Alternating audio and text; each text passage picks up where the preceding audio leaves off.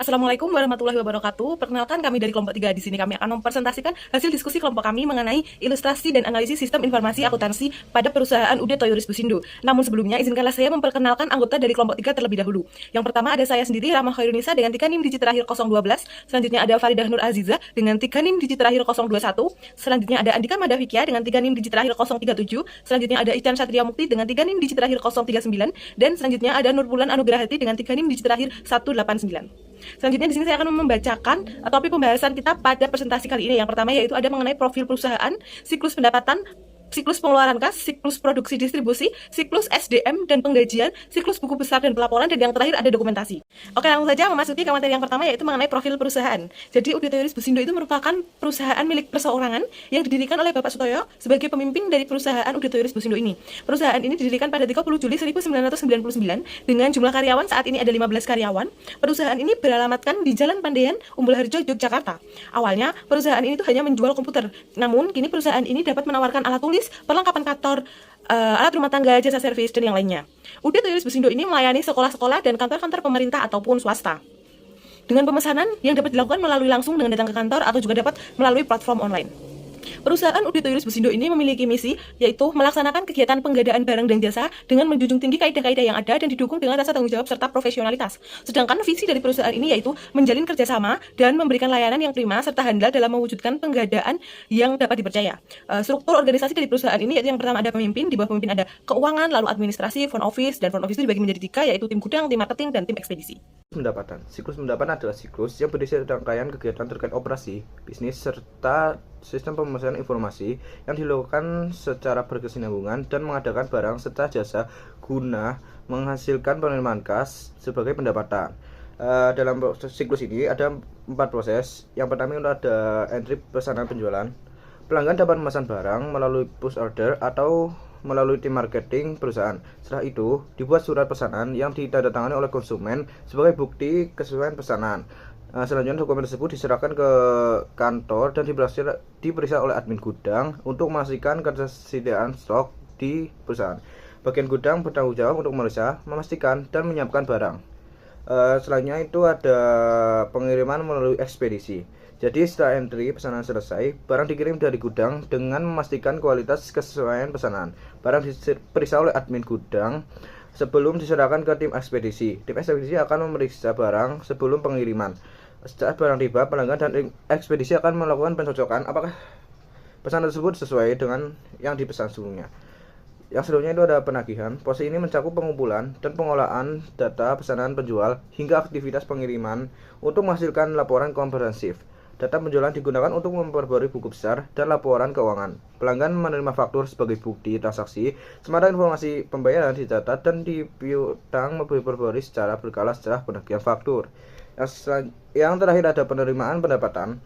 Setelah pembayaran selesai, informasi pembayaran dicatat dalam sistem penerimaan kas dan data pelanggan. Dana yang diterima disetorkan ke rekening bank perusahaan atau dicatat di dalam keuangan. Lalu laporan diterbitkan menginformasikan penerimaan data. Selanjutnya ada siklus pengeluaran kas, di mana ada proses bisnis siklus pengeluaran kas. Yang pertama ada identifikasi kebutuhan dan permintaan pesanan, di mana tim gudang akan melakukan identifikasi kebutuhan barang. Kemudian yang kedua ada pemilihan pemasok, di mana tim gudang akan melakukan seleksi pemasok. Kemudian yang ketiga ada penyusunan dan persetujuan pesanan pembelian, di mana setelah pemasok dipilih, maka kemudian perusahaan akan membuat PO.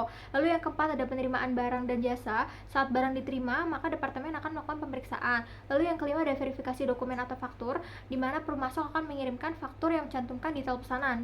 Dan yang terakhir ada pembayaran, di mana departemen keuangan akan memproses setiap dokumen atau faktur dari setiap transaksi. Kemudian ada arus informasi siklus pengeluaran kas, di mana ada identifikasi kebutuhan dan permintaan pesanan, di mana pada tahap ini akan diidentifikasi barang apa saja yang diperlukan. Kemudian yang kedua ada pemilihan pemasok, di mana pembelian barang dipengaruhi oleh permintaan pelanggan. Lalu yang ketiga ada penyusunan dan persetujuan pesanan pembelian, di mana ini perusahaan akan melakukan PO. Lalu yang keempat ada penerimaan barang dan jasa, menerima dan menyimpan barang yang telah dipesan. Lalu yang kelima ada verifikasi dokumen atau faktur, di mana pemasok akan mengirimkan faktur yang diverifikasi. Lalu yang terakhir ada pembayaran, di mana akan melakukan pembayaran faktur setelah mendapatkan persetujuan. Kemudian ada gambar diagram arus data, ada diagram konteks siklus pengeluaran kas, kemudian ada DFD level 0 siklus pengeluaran kas, kemudian ada DFD level 1 siklus pengeluaran kas.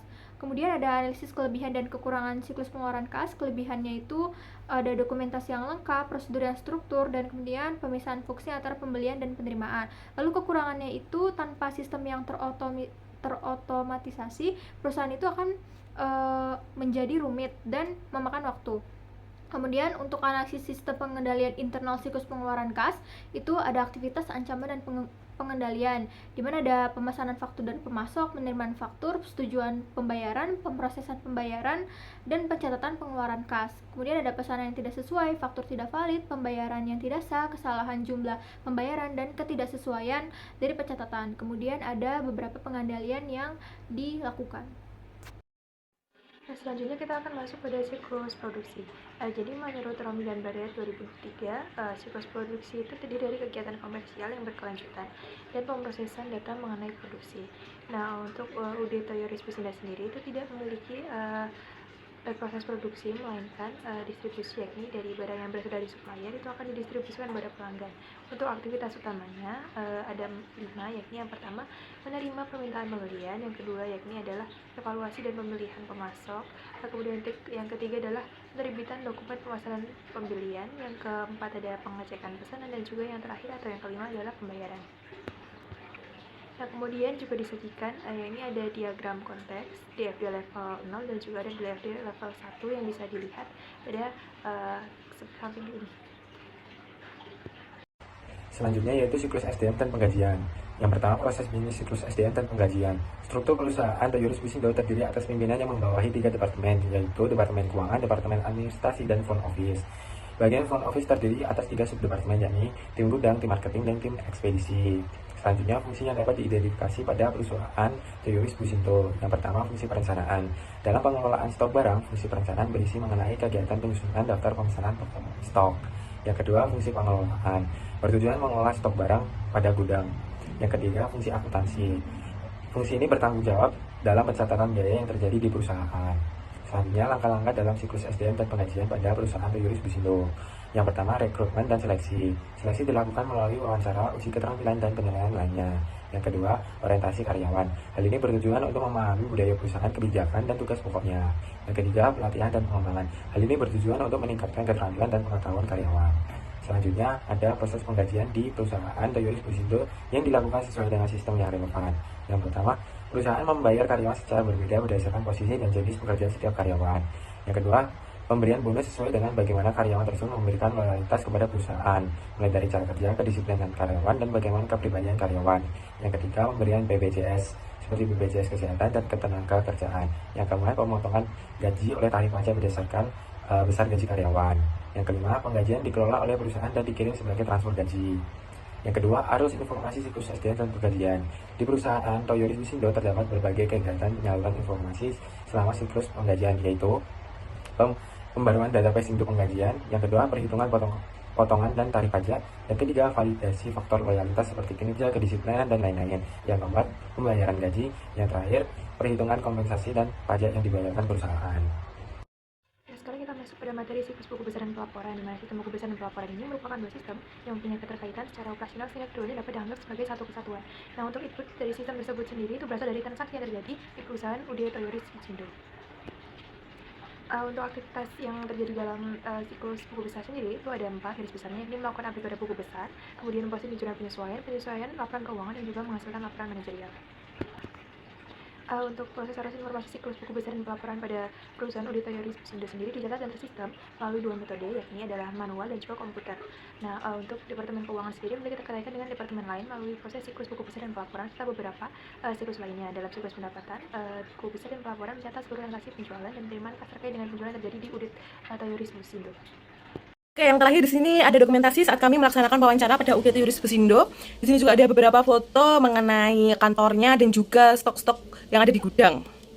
Baik, itu tadi presentasi dari kelompok kami. Kurang lebihnya mohon maaf. Terima kasih. Wassalamualaikum warahmatullahi wabarakatuh.